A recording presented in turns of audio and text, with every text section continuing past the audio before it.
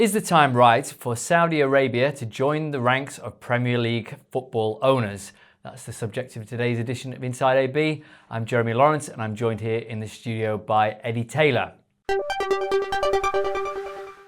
Eddie, Chelsea Football Club up for sale? Well, they are if you believe the Sunday Times, which did a report a couple of weeks ago now, basically saying that Roman Abramovich is finally ready to listen to offers for the club. I mean, this has been mooted before, and actually we've got to be a bit careful because the Sunday Times actually got sued 9 years previously for making the same claim. But I've spoke to a couple of people in London, and it does seem to be that if the right offer comes along, which is in the £2 billion mark, then he would be willing to finally sell. Okay, so what would his return on investment be?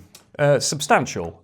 He bought the club initially for £30 million. That was about 50% of the club he bought in July 2003 from Ken Bates, the former owner. But since then, he's put about £1.2 billion into the project. Right. And that's returned dividends. I mean, you know, they've won the Premier League 5 times. He's turned a sort of a good to middling Premier League side into one of the genuine forces of British football.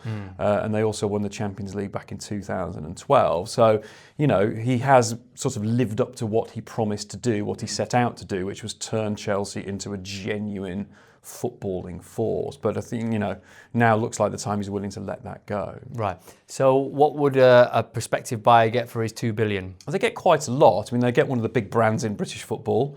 The club is turning over £360 million a year. Obviously, there's a huge amount of that comes from broadcasting revenue, which is the English Premier League is the most lucrative domestic league in the world in terms of attracting broadcasting rights and media rights. There's obviously the commercial power, there's extending brands into new territories like Asia and things like that. So from a football point of view, it's a great business. Yeah. From an investment point of view, it's also on prime West London real estate. I mean, it's in the district of Fulham, despite the name Chelsea. It's actually in Fulham, just down the King's Road, and it's got hotels and restaurants on that site. It is a foolproof investment. Right. So why do you think it makes sense for Saudi Arabia to be looking at buying Chelsea?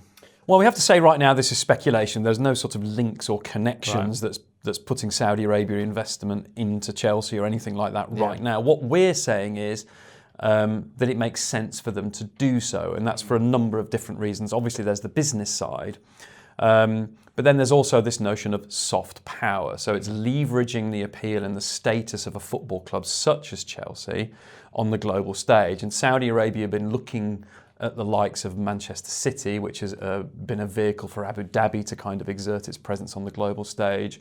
The Emirates airline has obviously been a fantastic vehicle for Dubai to project itself. You know, Emirates has been heavily involved in sponsorship of sports events, and Saudi Arabia has been looking at that and wanting a little bit of that slice of the action. There was a very interesting report in the Sheffield Star newspaper, a local newspaper in the UK, which is basically saying that the sovereign wealth fund of Saudi Arabia is definitely looking to buy a football club, and this was in the summer. And the reason why it's the Sheffield Star is the only investment that Saudi Arabian investors have made in British football so far is Sheffield United in the second division, and they own 50% of that. So they were sort of coming up with reasons why Saudi Arabia will be looking to expand its footprint into the global game. Okay. We should ask our viewers as well if they think that football clubs, especially in the Premier League, make a good investment.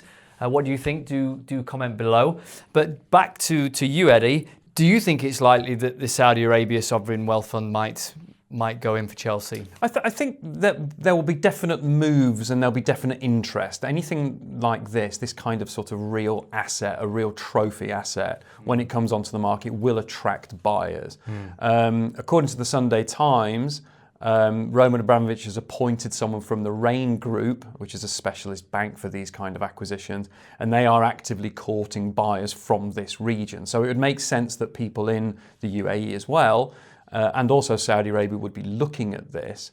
I think that the time is right for Saudi Arabia to do this. I think there's a lot going for it in terms of the Vision 2030, in terms of the diplomatic moves that Mohammed bin Salman has made in the last sort of 6 months to try and present a softer image of Saudi around the world. So there's kind of a lot of it really makes sense. And they're buying a ready-made club. They don't need to invest the kind of money that Manchester City's owners have in the whole infrastructure around the stadium and building the club from the ground up. You've got a club that only won the Premier League 18 months ago. So this this as a ready-made asset. And that kind of £2 billion figure, you know, I mean, the pound is quite low right now, so it wouldn't actually kind of put a lot of people off. I would say I'm not saying it's small change, but for the kind keep it twice the price. For the kind of investors that would be looking at this, them that would make a lot of sense. Okay, well, let's see. 2 billion, possibly up for sale, possible interest from the Middle East. Let's see what the future holds. You've been watching Inside AB. Please do comment, subscribe, share. Let us know what you think, again, as I said earlier, about Middle East investment in UK football. We'll see you tomorrow at 10 a.m.